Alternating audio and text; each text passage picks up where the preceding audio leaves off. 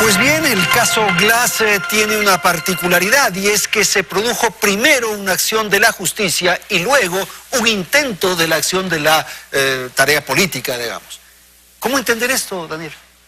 Bueno, primero quiero decirle al pueblo ecuatoriano que como el que más comparto ese sentimiento de que la Asamblea debió en su momento llegar incluso a destituir a Jorge Glass a través de un verdadero juicio político que obviamente evidenciara quizás mucha más información de la que hasta ahora se conoce. Pero creo que en realidad debemos siempre enmarcarnos en lo que es el debido proceso y actuar en derecho, en lo que está escrito en la Constitución. Y bajo esa premisa, yo lo he dicho antes, mi criterio es que a partir del día que detuvieron a Jorge Glass, a partir del 2 de octubre, ya se contaban con los elementos suficientes para poder dar paso, dar trámite al juicio político, pero respeto el criterio del Consejo de Administración Legislativa, que decidió esperar a tener una sentencia por la parte penal. El mismo día de la sentencia, el CAL se convocó. Pero ni siquiera con la sentencia hay un juicio político. Porque ya en este momento el juicio político realmente es extemporáneo. Es decir, pensemos qué es lo que le sirve al pueblo ecuatoriano, qué es lo que realmente le hace bien al país. Saber, es decir, qué es lo que saber. Y nosotros, desde la Comisión de Fiscalización, desde la Asamblea Nacional, estamos comprometidos precisamente con que la verdad y la transparencia sean las que prevalezcan y que se investigue absolutamente todo. Es decir, no puede quedar una sola persona sin ser investigada y tiene que investigarse absolutamente cada uno de los casos de corrupción. ¿Daría más la impresión de que desde la Comisión de Fiscalización se protege, se tapa, se encubre? Bajo ningún concepto. Es que precisamente por eso tenemos que diferenciar lo que es un juicio político y lo que es realmente una investigación por la parte penal y la administración de justicia. Okay. Son dos cosas completamente diferentes y la Asamblea lo que está actuando es en derecho. Lo que se puede y lo que no se puede hacer de conformidad a la Constitución. María Paula. Jorge Glass pudo y debió haber ido a un juicio político mucho antes de su privación de libertad, porque el juicio político no es el juicio penal. El juicio político es la sanción por lo que se le ha encargado hacer y no hizo.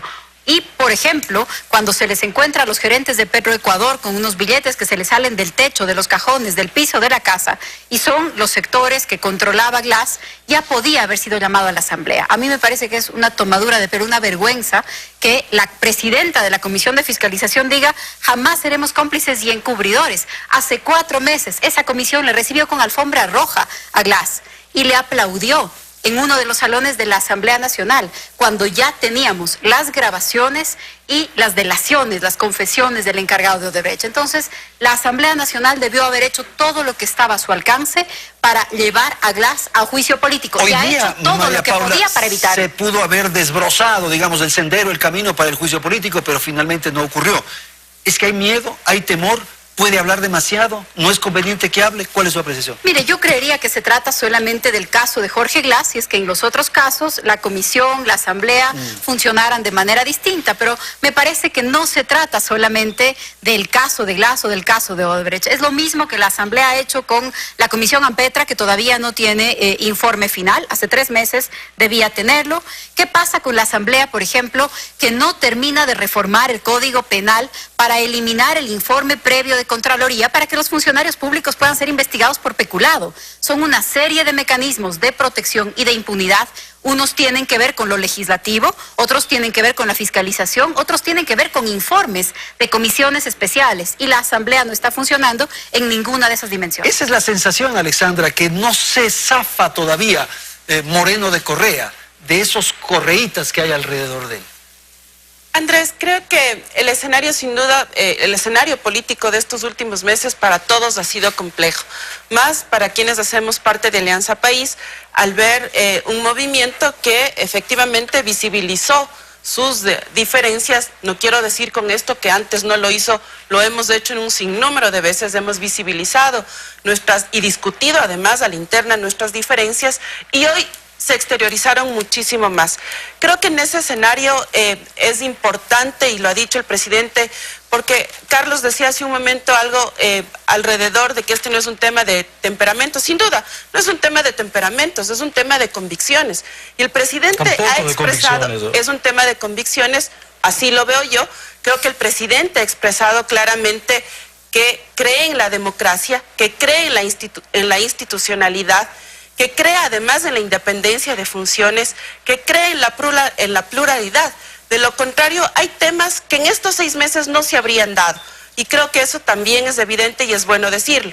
El acercamiento a una serie de organizaciones sociales que estuvieron distantes de este proceso, la derogación del decreto 16 que afectaba a las organizaciones sociales, con el que muchos de nosotros fuimos críticos frente a ese decreto, y otras acciones más que demuestran claramente que en estos 6 meses sí ha habido y hay una clara intención de transformar. Es más, por ejemplo, el tema de las universidades, pues, sí. Carlos. Ahora, es un tema, va más allá de las convicciones, porque son cosas que, obviamente, yo no discuto las convicciones que pueda tener el presidente de la República, pero eso tiene que materializarse en hechos, en reformas, y eso es lo que no ha sucedido. Repito, el aparato correísta está intacto. Sí.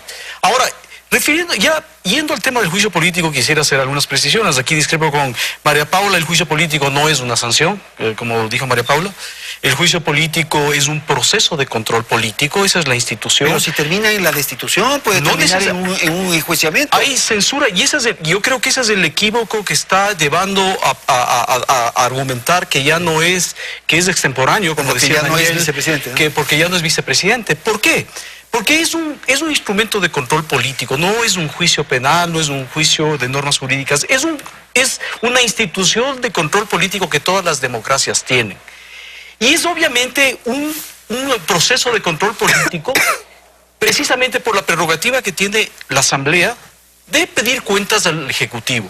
Y esto puede terminar en censura, en destitución, y pueden aparecer nuevos indicios para procesos penales. Entonces, ¿qué es lo que podría pasar? Si realmente se respetara esta institución, en este juicio político podrían aparecer otros indicios que quizá van más allá de los descubiertos o de los identificados por la Fiscalía.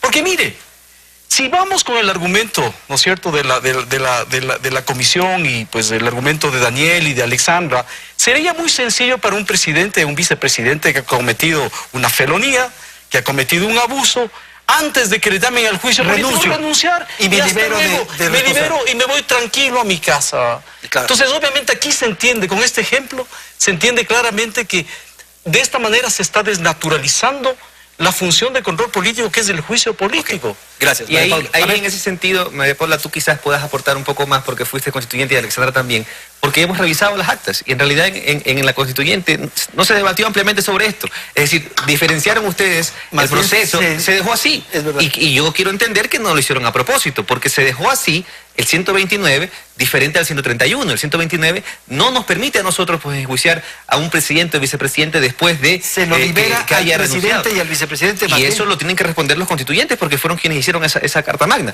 En ese sentido, a mi criterio, yo fui el asambleísta que en la Comisión de Fiscalización dije claramente que si nosotros tenemos que enmarcarnos en el debido proceso y nosotros llegamos a recibir pruebas de cargo por parte de los proponentes, también debemos llevar a recibir las pruebas de descargo de Jorge Glass. Jorge Glass decidió hacerlo por escrito el día de hoy, pero la comisión sí ha respetado el debido proceso y lo que yo quiero dejarle claro al pueblo ecuatoriano es que nosotros desde la comisión y personalmente desde la Asamblea Nacional, el compromiso es para